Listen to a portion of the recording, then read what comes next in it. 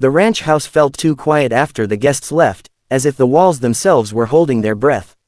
Lantern light softened the rough wood and long shadows stretched across the floor, trembling slightly with the wind outside. He stood near the doorway, hat in his hands, fingers worrying the brim until it bent. Everyone knew him as the strong one, the man who fixed fences before dawn and calmed spooked horses with a whisper, but tonight his strength had gone shy, retreating somewhere deep inside. She watched him from across the room, smoothing the crease of her simple dress. Becoming his wife had felt unreal all day, like stepping into a story she'd read once and never believed would come true. She had been nervous too, but not afraid. Mostly she felt a careful tenderness, like carrying a fragile promise. He cleared his throat, then failed to speak.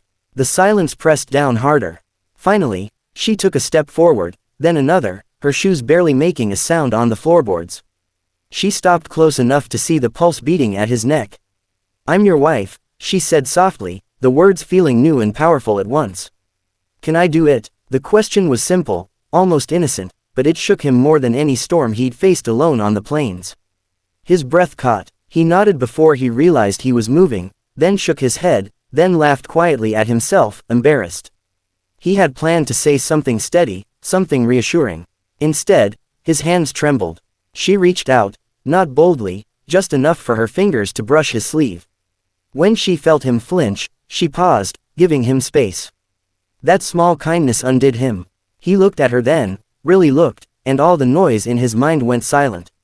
The expectations, the fear of doing something wrong, the weight of being enough, all of it slipped away. "I don't want to rush you," she whispered. "We can just sit, or talk, or nothing at all." He swallowed and found his voice at last.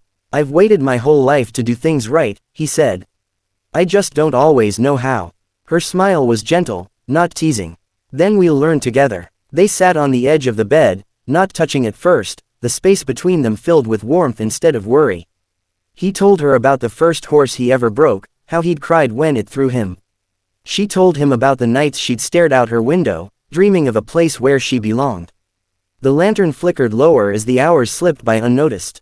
At one point, her shoulders shook with a sudden breath, emotion rising faster than she expected. He noticed instantly. Without thinking, he wrapped an arm around her, careful, protective.